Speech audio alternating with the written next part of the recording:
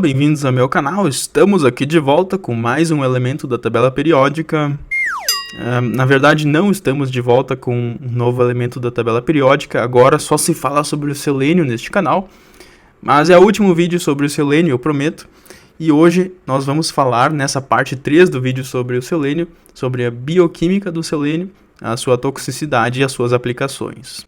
Apesar de ser bastante tóxico, o selênio é um elemento essencial para nós humanos. Isso porque ele faz parte dos aminoácidos selenocisteína e selenometionina. A selenocisteína é um aminoácido muito parecido com a cisteína, só que ela contém um grupo selenol no lugar do grupo tiol que a cisteína tem.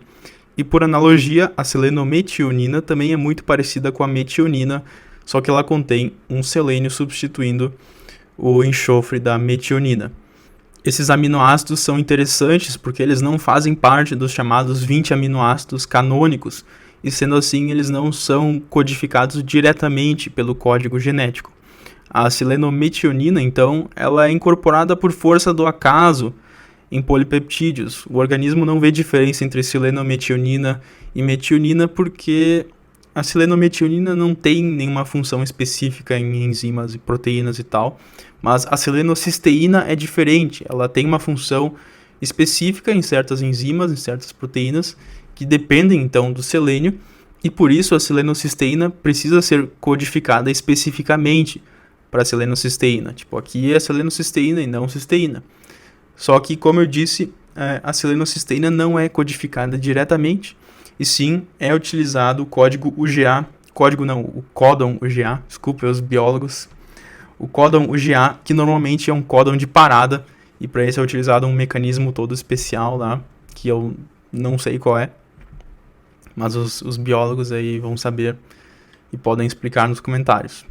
Sendo assim, a selenocisteína e a selenometionina, claro, por conta do acaso, mas a selenocisteína está presente em diversas enzimas no nosso corpo, como a glutationa peroxidase, que tem a função de reduzir peróxidos no organismo, e a tioredoxina redutase, cuja função é reduzir a tioredoxina. A tioredoxina, na verdade, é uma pequena classe de proteínas com função antioxidativa.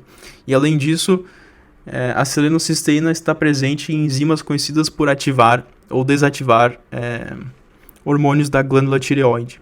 Você encontra o selênio em carnes, cereais, cogumelos e em nozes, especialmente na castanha do Pará, que contém muito selênio. E já foi estimado que o consumo diário de selênio não deve exceder os 400 microgramas por dia, que é bastante pouco e é difícil você se intoxicar por selênio, mas caso você sofra uma intoxicação por selênio, que é um quadro chamado de selenose, os sintomas são bastante variados, né, podendo incluir dores diversas, fadiga, problemas gastrointestinais e também um mau hálito característico, que parece que você comeu muito alho. É um sintoma muito característico da intoxicação por selênio e por telúrio também. Bom, essa toxicidade do selênio ela tem causas múltiplas e que ainda não foram totalmente compreendidas, mas, por exemplo, elas podem envolver a oxidação de proteínas e também a quebra de fitas do DNA. E uma coisa interessante é que o selenito, o SeO3-, na presença de tióis, né, no nosso corpo, ele é reduzido para o seleneto de hidrogênio, que por sua vez é oxidado com a ajuda do oxigênio para o selênio elementar, e o oxigênio ele dá origem, nesse processo, a espécies reativas de oxigênio que causam estresse oxidativo no nosso corpo. Então, a intoxicação crônica por selênio, ela pode ter bastante a ver com esse estresse oxidativo. A intoxicação aguda, claro, vai ter outras causas, mas a crônica provavelmente tem a ver com esse estresse oxidativo. Então, vai acontecer um esgotamento de antioxidantes no corpo, como a glutationa, que é um antioxidante famoso que nós temos. Aplicações do selênio. O selênio é um elemento que tem várias aplicações interessantes. Uma das principais delas é como aditivo em vidros.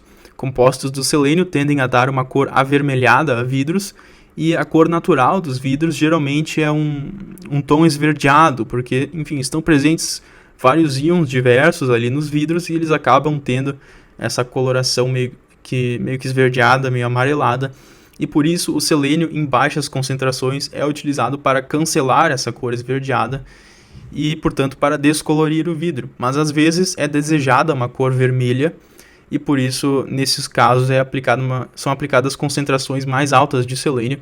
Geralmente são aplicadas misturas de seleneto de cádmio e sulfeto de cádmio, que dão origem a vidros com uma cor vermelha muito bela. O selênio também é utilizado em certas ligas metálicas, por exemplo, em ligas metálicas do cobre, para melhorar a maleabilidade dessas ligas e para facilitar o trabalho também com essas ligas, mas em concentrações sempre muito baixas, bem menores que 1%. Também existe o uso do sulfeto de selênio em shampoos anti-caspa e o uso do dióxido de selênio na oxidação de Rayleigh, mas essas são aplicações que eu já mencionei na parte 2 sobre o selênio. E uma curiosidade é o uso do selênio. Bom, na verdade não é o uso do selênio, é sim uma aplicação que está em desenvolvimento, é o uso do selênio nas baterias de lítio-selênio, que são parecidas com as baterias de lítio-enxofre, que vocês já devem ter ouvido falar, mas, como eu disse, é mais uma curiosidade mesmo, porque isso provavelmente nunca vai ser uma coisa de produção em massa, porque simplesmente o selênio é muito mais caro, muito mais raro do que o enxofre, e por isso eu acho que não tem tanto futuro assim, mas para quem tiver interesse na teoria, que a teoria é interessante, eu vou deixar um artigo na descrição sobre as baterias de lítio-selênio. E no que se refere à parte eletrônica, no passado também foram muito utilizados retificadores de selênio, e atualmente ainda são muito importantes alguns semicondutores que contêm selênio, como por exemplo o seleneto de zinco, que é usado em LEDs, e o CIGS, que é o seleneto de cobre, índio e galho, que é utilizado em células fotovoltaicas. E por fim, uma aplicação muito famosa do selênio, que vem declinando, mas ainda assim é muito famosa, é o uso do selênio na xerografia, ou seja, em fotocopiadoras. Como eu expliquei na parte 1 sobre o selênio é um material fotocondutor, e isso é a chave para o funcionamento dessas fotocopiadoras, em que você tem um chamado tambor, que é tipo um cilindro revestido com o selênio, revestido com material fotocondutor. E quando você ilumina o documento que você quer copiar com uma luz intensa, as partes mais escuras desse documento vão absorver a maior parte da luz, enquanto que as partes mais claras vão refletir aquela luz em direção ao material fotocondutor. E esse material fotocondutor, no início do processo, ele está eletricamente carregado. Só que quando ele recebe aquela luz refletida do documento, ele passa a conduzir naqueles lugares em que ele recebeu a luz refletida. Essa é a definição de um fotocondutor, certo? E, portanto, naqueles lugares ele vai se descarregar. E nos lugares em que ele permaneceu não iluminado, ele não vai se descarregar. E o que resulta daí é uma distribuição do potencial eletrostático que replica o documento que você quer copiar, e depois essa distribuição eletrostática ela vai atrair as partículas de tinta que vão reproduzir o seu documento original no papel, que então é um uso muito elegante do selênio e um uso que explora essa característica fotocondutora que o selênio tem. Como eu disse, hoje está declinando o uso do selênio nessa aplicação, porque existem outros materiais fotocondutores que estão sendo desenvolvidos, mas por hoje seria mais ou menos isso. Encerramos finalmente o selênio. Na próxima semana vamos falar sobre o arsênio.